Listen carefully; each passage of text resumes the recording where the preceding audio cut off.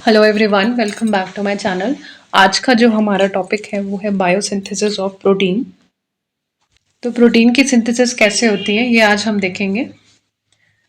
पिछले टॉपिक में हमने देखा था कि जो हमारा मेटाबॉलिज्म है प्रोटीन का वो कैसे हो रहा है।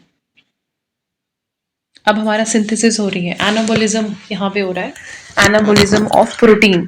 तो प्रोटीन कैसे बन रहा है, स्मॉलर मॉलिक्यूल से मिलकर कैसे बनता है हमारा प्रोटीन। छोटे छोटे जो मॉलिक्यूल्स है हमारा, उससे बनेगा हमारा protein. The biosynthesis of protein, also known as protein synthesis, is a complex and highly regulated process that occur within cells. और इसकी दो मेन स्टेजेस है, ट्रांसक्रिप्शन, ट्रांसलेशन। तो जो प्रोटीन है हमारा वो कैसे बनेगा, जहाँ पे हमारी ज़रूरत होगी उसके लिए कैसे बनेगा। पहले हमने पिछली वीडियोस में हमने देखा कि प्रोटीन की ब्रेकडाउन कैसे हुई, कैटाबॉलिज्म कैसा हुआ, मेटाबोलाइज कैसे हुआ प्रोटीन हमारा, हमने डाइट में लिया और कैसे वो टूटकर हमारे बॉडी में एनर्जी प्रोडक्शन करी उसने।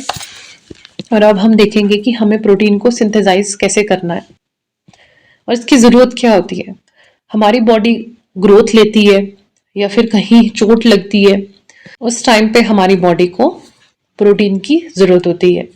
या फिर हम हैवी एक्सरसाइज करते हैं, जब हम जिम जाते हैं वहाँ पे प्रोटीन ब्रेकडाउन होते हैं, हमें हमारी बॉडी को जब मसल्स बनाने की ज़रूरत होती है तो वहाँ पे भी हमारे प्रोटीन ही हेल्प करते हैं। इसलिए प्रोटीन कैसे सिंथेसाइज करते हैं इसको देखेंगे हम आज।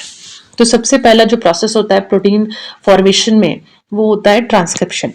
ट्रांसक्रिप्शन में क्या होता है, ट्रांसक्रिप्शन में 3 प्रोसेसेस होते हैं, इनिशिएशन, इलोंगेशन, टर्मिनेशन।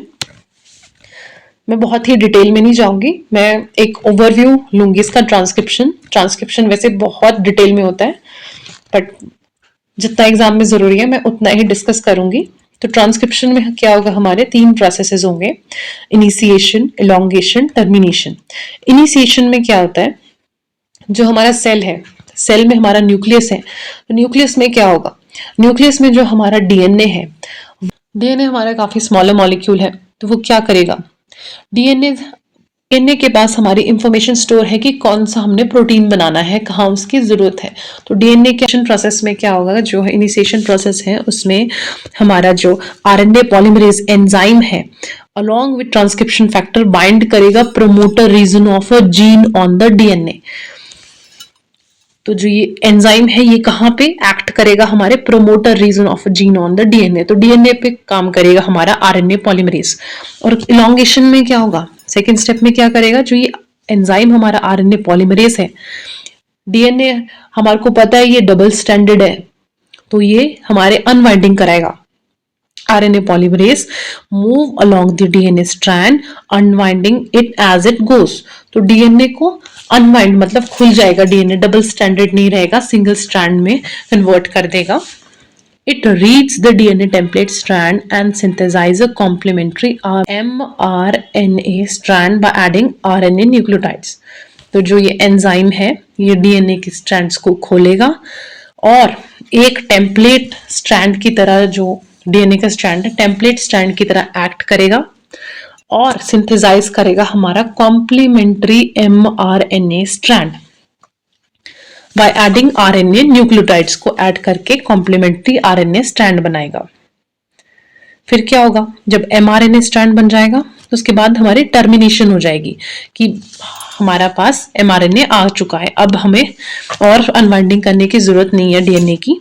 तो transcription continues until it reaches a termination signal on the DNA, कि अब हाँ इस काम को स्टॉप कर दो, टर्मिनेट कर दो, इतना अनवाइंडिंग हो गई है, हमारे पास mRNA आ चुका है। At this point RNA polymerase and the newly synthesized mRNA molecules are released. तो डीएनए हमारा कहाँ है, न्यूक्लियस में। न्यूक्लियस में अब क्या होगा, जो हमारा mRNA है, mRNA अब बाहर आ जाएगा साइटोप्लाज्म में। अब आरएनए की प्रोसेसिंग होगी, RNA processing in eukaryotes. In eukaryote cell, the newly synthesized pre-mRNA undergoes several modification before it leaves the nucleus। हमारे ट्रांसक्रिप्शन के बाद क्या होगा, ट्रांसक्रिप्शन में हमारा डीएनए से mRNA बना और इसके बाद हमारी mRNA की प्रोसेसिंग हुई, मतलब भेजने की तैयारी होगी। न्यूक्लियस से हमारा mRNA बाहर निकलेगा साइटोप्लाज्म में, उसमें थोड़ी बहुत हमें मॉडिफिकेशन करनी पड़ेगी। तो कैपिंग होगी और पॉली एडिनिलेशन होगी हमारे mRNA की। A5' cap modified guanosine nucleotide is added to 5' end of mRNA. This cap is essential for mRNA stability and translation initiation. तो जो हमारा mRNA बना उसकी हमें मॉडिफिकेशन करनी पड़ेगी ताकि वो आगे फर्दर काम कर सके। तो हमने कैपिंग करी mRNA की और उसको स्टेबल बनाया। पॉली एडेनाइलेशन में क्या होगा? A poly A tail is added to 3' end of mRNA. The tail is important for mRNA stability. जो ये दोनों मॉडिफिकेशन करी हमें ये स्टेबिलिटी के लिए करी। हमारा जो mRNA मॉलिक्यूल है वो स्टेबल नहीं होता, इसलिए हमें पहले इसको बाहर भेजने से पहले स्टेबल बनाया हमने mRNA को, से साइटोप्लाज्म में बाहर ये मूव करा आफ्टर गेटिंग मॉडिफाइड। उसके बाद हुई हमारी ट्रांसलेशन में क्या होता है? Then mature mRNA molecule exit the nucleus, enter the cytoplasm where translation occur on ribosome. तो ट्रांसलेशन हमारी कहाँ पे हो रही है? ट्रांसलेशन हमारी हो रही है राइबोसोम्स में। डीएनए से बना हमारा mRNA और mRNA से बनेगा हमारा प्रोटीन। तो प्रोटीन कैसे बनेगा हमारा? इस प्रोसेस को हम बोलते हैं ट्रांसलेशन। mRNA हमारा स्टेबल होके साइटोप्लाज्म में आ गया न्यूक्लियस से। अब साइटोप्लाज्म में क्या होगा? अब मैसेज लेके आया है हमारा mRNA मैसेज करेगा tRNA को। tRNA क्या है? ट्रांसफर आरएनए क्या करेगा? हमारा जो tRNA है वो साइटोप्लाज्म में अमाइनो एसिड्स को ढूंढेगा, इकट्ठा करेगा, जो भी मैसेज लेके आएगा उसके अकॉर्डिंग वो अमाइनो एसिड्स को इकट्ठा करेगा और हमारे राइबोसोम्स के पास लाएगा। राइबोसोम्स क्या करेंगे? जो वो अमाइनो एसिड्स हैं उसको उसकी बाइंडिंग कर देंगे, उसके पेप्टाइड बॉन्ड्स बनाना स्टार्ट कर देंगे और हमारा जो डिजायर्ड प्रोटीन था, जो इंफॉर्मेशन लेके आया था कि ये वाला प्रोटीन बनाना है, वो हमारा राइबोसोम वो प्रोटीन सिंथेसाइज करेगा और हमारी बॉडी को वो प्रोटीन मिल जाएगा। तो यही है हमारे ट्रांसलेशन में। उसके बाद क्या हुआ? टर्मिनेशन। अब कितना प्रोटीन चाहिए वो भी हमारा डिसाइडेड होता है, पूरा मैसेज होता है कि हाँ इतना प्रोटीन अब रिक्वायर्ड हो गया। फीडबैक इनहिबिशन होती है या फिर टर्मिनेशन होती है। काफी कॉम्प्लेक्स प्रोसेस है, पर सिंपल वे में मैंने आपको समझाया यहाँ पे कि टर्मिनेशन हो जाती है जब हमारे प्रोटीन, जितना प्रोटीन जरूरी है उतना मिल गया उसको, तो उसके बाद वो बंद स्टॉप हो जाएगा और फर्दर प्रोटीन की प्रोसेसिंग नहीं होगी हमारी। तो इस तरह से जो हमारा प्रोटीन है वो सिंथेसाइज हो गया। यहाँ पे आप देख सकते हैं, इसका एक पिक्टोरल व्यू है।